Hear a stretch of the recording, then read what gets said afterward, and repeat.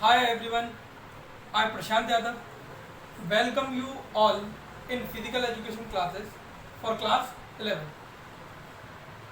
First of all, I would like to welcome you all in my class and best of luck for your result student. In today's class, we will discuss about physical education and various career option that is provided in field of physical education. Then after we will discuss about our first unit, that is Olympic movement. So student, हम start करते हैं introduction of physical education. देखिए, before starting of any subject it is necessary to know the meaning of that particular terminology or that particular subject. If we talk about the meaning of physical education, अगर हम physical education के meaning की बात करें तो student it is a combination of two words. First one is physical and another is education. Or we are very familiar about word education because we all are the part of that education process. If we want to learn the meaning of education, then it is very simple. अगर हम physical education के meaning की बात करें तो education का जो meaning है वो काफ़ी सिंपल है. Actually student, it is a process in which, ये ऐसी एक कार्य प्रणाली है या एक ऐसी प्रणाली है, it is a process in which और बाय विच, जिसमें या जिसके द्वारा knowledge, character and behaviour of an individual is sharp and moulded. जिसमें हम किसी एक इंडिविजुअल का करेक्टर, उसकी नॉलेज और उसके बिहेवियर को शार्प करते हैं, यानी कि शेप प्रोवाइड कराते हैं या मोल्ड करते हैं. अगर उसकी शेप में कोई कमी है तो हम उसको प्रॉपर करने की कोशिश करते हैं. वही बात की जाए अगर स्टूडेंट फिजिकल वर्ल्ड की बात की जाए तो फिजिकल वर्ल्ड रिलेट करता है हमारी बॉडी से डायरेक्टली, तो रिलेटेड टू बॉडी. तो ऐसी प्रोसेस जिसमें बॉडी के थ्रू अपनी नॉलेज को, करेक्टर को बिल्ड करेंगे, वो हमारे लिए फिजिकल एजुकेशन कहलाएगा. एक्चुअली अगर बात की जाए फिजिकल एजुकेशन की तो it is also part of education. It is a part of general education programme. जो हमारा नॉर्मल एजुकेशन प्रोग्राम है ये उसका पार्ट ही है. तो ये स्टूडेंट बात थी फिजिकल एजुकेशन के मीनिंग की और उसके इंट्रोडक्शन की. अब बात करते हैं हम कि कौन कौन से कैरियर ऑप्शन है जो फिजिकल एजुकेशन आपको प्रोवाइड करा.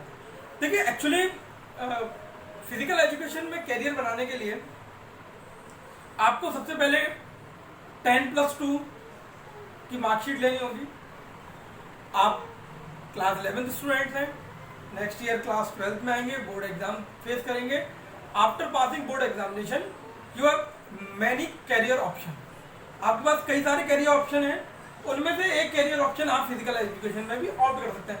एक्चुअली करंट सिचुएशन में स्टूडेंट्स के माइंड में कई सारे डाउट होंगे कि मैं किस स्ट्रीम को ऑप्ट करूं, मैं पीसीएम को लूं, मैं पीसीबी को लूं, मैं कॉमर्स को ऑप्ट करूं या मैं ह्यूमैनिटीज को यानी कि आर्ट्स को ऑप्ट करूं.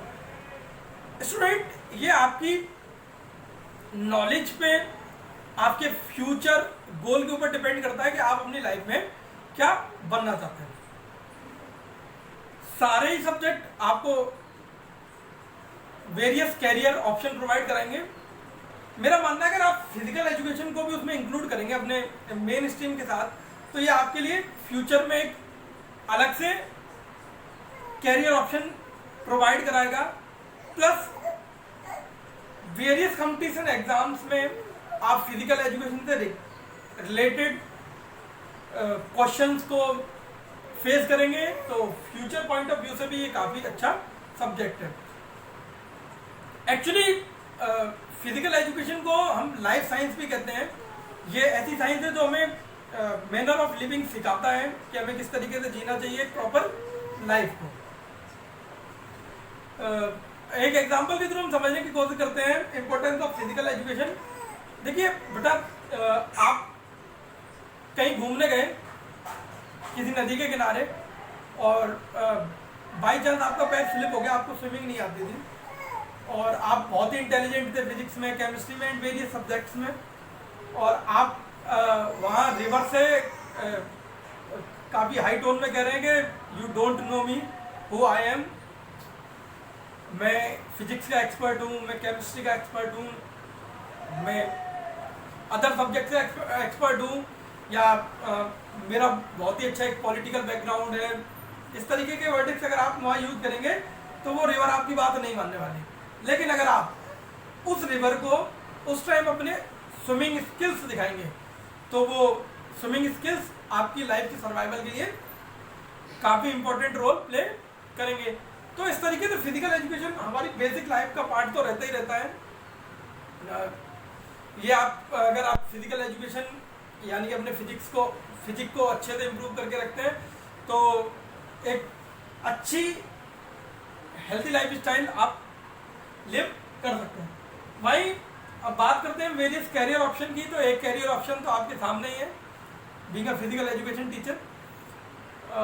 इसके अलावा इंटरनेशनल और नेशनल लेवल पे काफ़ी सारे कैरियर ऑप्शंस हैं, जैसे कि आप फिजियोथेरेपिस्ट बन सकते हैं, exercise pedology, health centres, coach, और भी कई सारी चीज़ें होती हैं। स्टूडेंट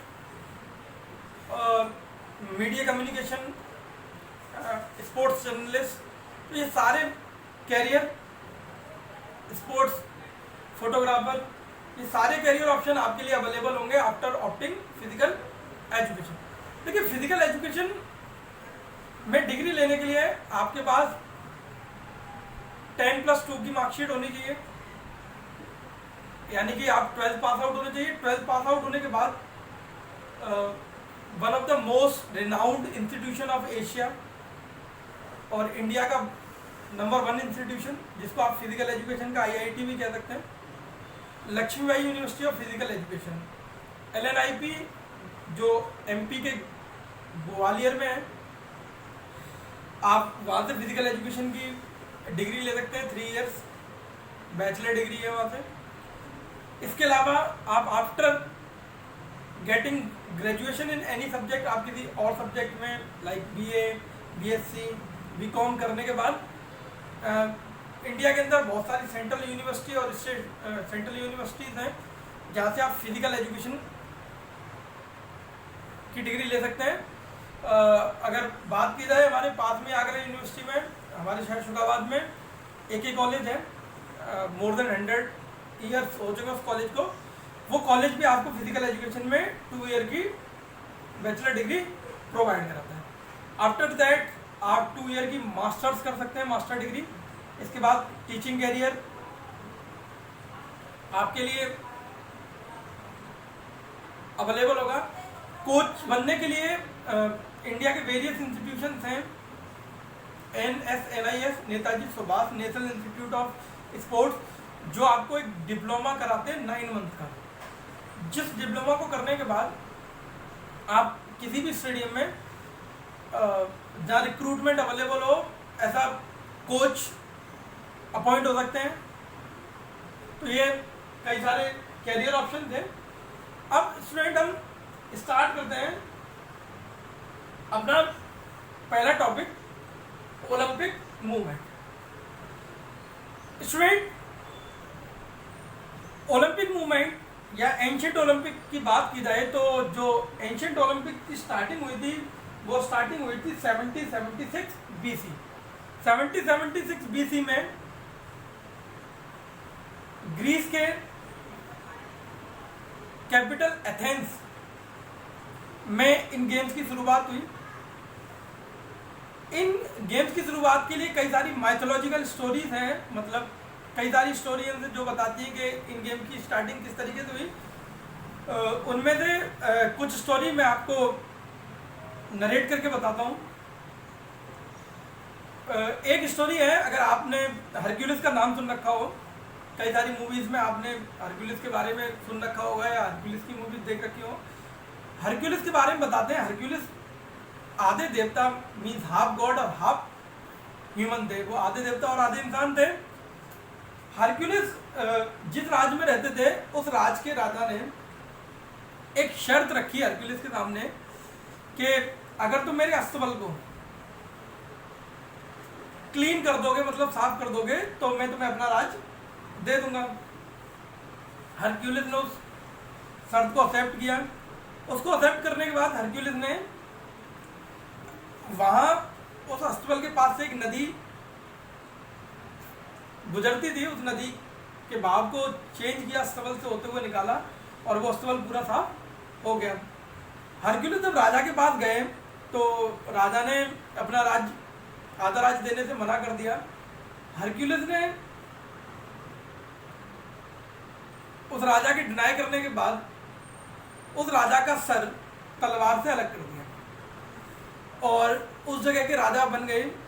और अपनी विक्ट्री को सेलिब्रेट करने के लिए हरक्यूलिस ने वहाँ कुछ स्पोर्ट्स इवेंट कराए एथेंस में, और उन स्पोर्ट्स इवेंट को हम ओलंपिक के गेम, एंशिएंट ओलंपिक के नाम से जानते हैं।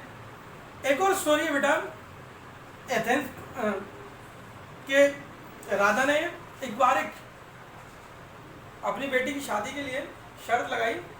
उसकी जो बेटी थी वो उस टाइम ग्रीक की सबसे सुंदर राजकुमारी थी कि जो मेरी बेटी को किडनैप कर लेगा मैं अपनी बेटी की शादी उससे करा दूंगा। वो सिंगल डॉटर थी और मेरा राज्य भी उसका हो जाएगा।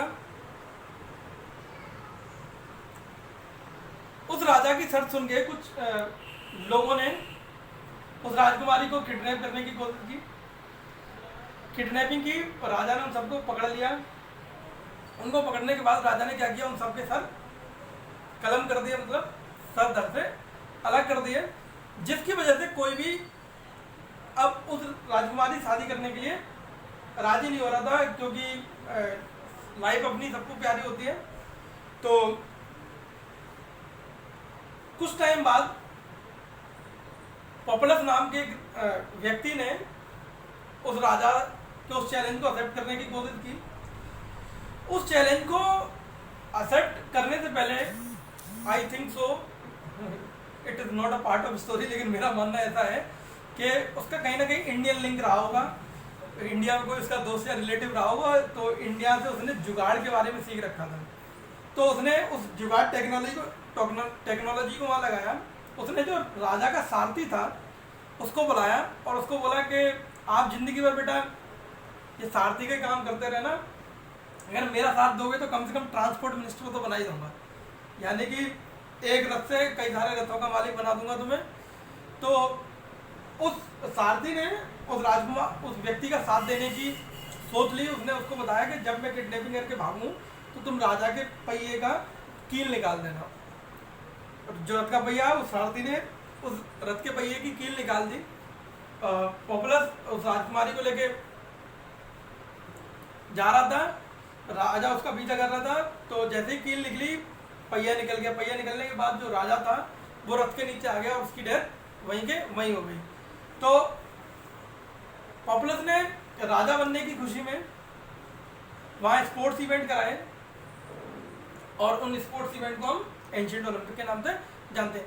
एक और स्टोरी है बेटा, ये स्टोरी है, अगर आपने ग्रीक माइथोलॉजी के बारे में थोड़ा बहुत देख रखा हो तो ग्रीक लोगों के जो सबसे पॉपुलर गॉड हैं वो हैं ज्यूस। ज्यूस के भाई हैं हेराडक्स। ज्यूस हरकुलिस के फादर भी हैं। तो एक बार इन दोनों में कि ज्यूस और ज्यूस के भाई हेराडक्स में इस बात को लेकर विवाद हुआ कि सबसे ज़्यादा पावरफुल गॉड कौन है। तो इन लोगों में एक रेसलिंग का मैच हुआ। उस मैच में ज्यूस जीते और ज्यूस और हेराडक्स में जिस जगह मैच हुआ था वहाँ एक बड़ा सा गड्ढा बन गया। वहाँ गड्ढे सब उस गड्ढे को हम सिडोन कहते हैं और जिसका इंग्लिश मीनिंग है stadium. Stadium Greek word Sidon से ही आया है, ठीक है। सिडोन 180 मीटर का हुआ करता था लेकिन स्टेडियम काफ़ी बड़े होते हैं, वेरियस गेम्स के अकॉर्डिंग होते हैं। तो ये कई सारी स्टोरी थी जो बताती है कि ओलंपिक एंशियंट ओलंपिक ग्रीक में स्टार्ट हुए थे 76 BC में। ये डेट ऑब्जेक्टिव टाइप क्वेश्चन के लिए इंपॉर्टेंट है स्टूडेंट। वही अगर आप दूसरी डेट देख रहे हो 394 AD, ये डेट एंशियंट ओलंपिक के की लास्ट डेट है। एक रोमन किंग थोराडियस ने ग्रीक को अपने कब्जे में लिया और उसने सारे स्टेडियम वहां के डिस्ट्रॉय कर दिए। एक्चुअली स्टूडेंट, किसी भी कंट्री को ख़त्म करने के लिए जो सबसे अच्छा वेपन है वो वहाँ के कल्चर को और वहाँ के रिचुअल्स को ख़त्म करना है। अगर आप किसी कंट्री के कल्चर को और उनके रिचुअल्स को ख़त्म कर दोगे तो वो कंट्री ऑटोमेटिकली अपने आप ख़त्म हो जाएगी। तो 394 AD में थोराडियस ने भी ग्रीक लोगों के कल्चर को और उनके रिचुअल्स को ख़त्म करने की कोशिश की और ये गेम एंड हो गए।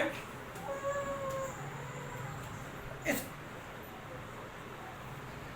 आज की क्लास के लिए स्टूडेंट इतना ही। हम नेक्स्ट क्लास में opening ceremony, closing ceremony and various detail about Olympic, ancient Olympic देखेंगे।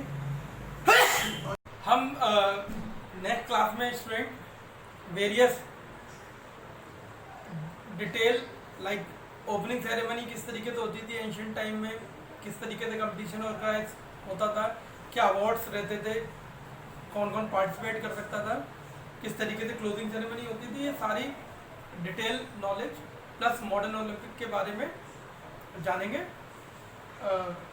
तब तक के लिए बाय बाय स्टूडेंट, मिलते हैं हम नेक्स्ट क्लास में।